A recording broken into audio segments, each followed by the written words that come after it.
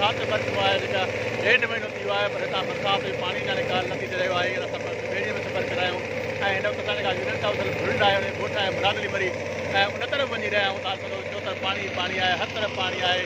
पाण हीअ ॿेड़ी सफ़र करे ऐं पाण हुन ॻोठ तरफ़ पहुचंदासीं उते हाल वाल वठंदासीं ऐं तव्हां साम्हूं जेके आहिनि ॻोठ आहिनि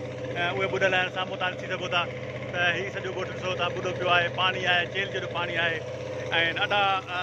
तकलीफ़ वारी ज़िंदगी हिन ॻोठ जा माण्हू गुज़ारे रहिया आहिनि ऐं हिते त ॾिसो हर तरफ़ पाणी पाणी आहे ॻोठाण खे ॿाहिरि निकिरण में अच वञ में खाध खुराक लाइ वॾी परेशान आहिनि छाकाणि त ॻोठ में पाणी बीठल हुजण करे वीचारा हाणे रोड रस्तनि जे मथां कैंप क़ाइमु करे उते वेठल आहिनि जिते अञा ताईं सरकार जी कंहिं क़िस्म जी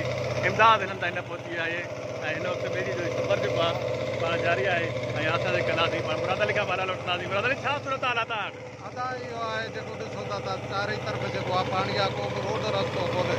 हिन ॾुखे वेल में मरीज़ खे खणी वञणु तमामु ॾुखियाई थी उहे इन जे लाइ हिन ॿेड़ी वारे खे असां जेको आहे कुझु पेमेंट कई था असां सां अहमत कराए कुझु हिन जी बि महिरबानी आहे कुझु ॻोठाणनि जी कुझु इहो पाण में हली जहान खे हलायूं था बाक़ी कंहिं ॿिए जी बि न हेठि आहे न मदद आहे का ॻाल्हि कान्हे जी मुस्तफ़ा नगर कीअं सफ़र पियो लॻे ॿेड़ी ते अॼु असां इहो कोन था माना महसूसु इहो नथो थिए त असां जेको आहे नौशर फिरोज़ के जे यूनियन काउंसिल भवन में आहियूं तसवर इहो पियो वञे त दरिया सिंध जे पेट में आहियूं ऐं असीं दरिया सिंध मां पिया गुज़रूं 5 खां 8 फुट पाणीअ जे करे ख़ौफ़नाक सूरत हाल लॻी पई आहे जॾहिं बि नज़र कयूं था त पाणी ॻोठनि में बीठो आहे 4 खां 5 फुट ऐं इहो सॼी सूरत हाल सॼे ज़िले जी आहे रुगो मुरादली मरीअ जे ॻोठ जी कान्हे का पर जिते बि असीं वञूं था साॻी सूरत हाल आहे ॻोठनि जा ॻोठ ॿुधा पिया आहिनि हिन वक़्तु माण्हू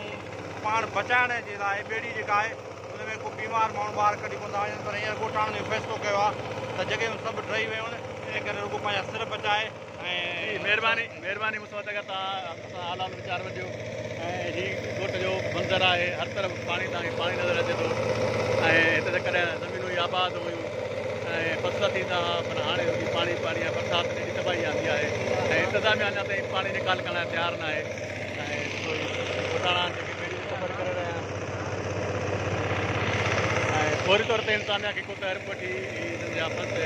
पाणी कढाए त जीअं ज़िंदगी हिन ॻोठ जी वापसि अची वई